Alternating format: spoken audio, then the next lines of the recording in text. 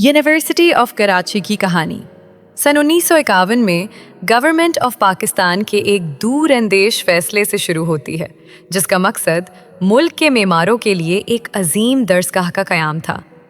कराची के मरकज़ से तकरीबन 8 मील दूर 1200 एकड़ पर फैली इस वसी और अरीज़ ज़मीन पर एक ऐसे तालीमी शहर की बुनियाद रखी गई जिसकी मिसाल पूरे खित्ते में नहीं मिलती।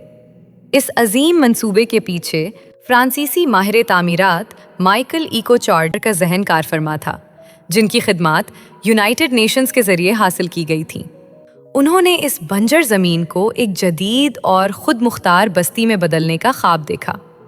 इस जामिया का मास्टर प्लान निहायत बाकायदा और मुनज़्ज़म था। एक मरकज़ी नॉर्थ साउथ आर्टीरियल रोड की मदद से पूरे कैंपस को 2 हिस्सों में तकसीम किया गया, जहां मशरिक की जानिब तदरीसी और इंतज़ामी ब्लॉक्स तामीर किए गए, जबकि मगरिब का हिस्सा स्टूडेंट हाउसिंग और खेलों के मैदानों के लिए वक्फ किया गया। डिज़ाइन की ख़ास बात ये थी कि इसे सिर्फ एक यूनिवर्सिटी नहीं बल्कि एक खुद मुख्तार कम्युनिटी के तौर पर सोचा गया था, जहां auditorium, library, museum, mosque, teachers club और स्टूडेंट यूनियन जैसी तमाम सहूलियात एक दूसरे से मरबूत थीं।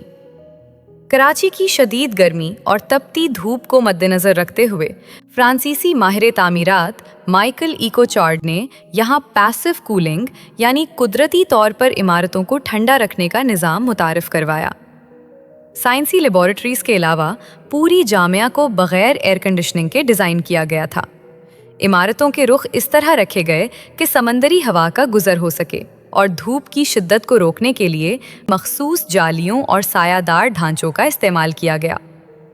लैंडस्केप्स, सब्ज़ाज़ार और पानी के तालाब सिर्फ खूबसूरती के लिए नहीं बल्कि माइक्रो क्लाइमेट को ठंडा रखने और सॉइल इरोजन को रोकने के लिए बनाए गए थे। फ़न तामीर के लिहाज से जामिया कराची की तारीख़ी अहमियत इस बात में है कि ये पाकिस्तान का वो वाहिद मकाम है जहां आलमी शोहरत याफ्ता मैमार ली कोर्बुज़िए के तनासुब के नज़रिए मॉड्यूलर को मुकम्मल तौर पर इस्तेमाल किया गया।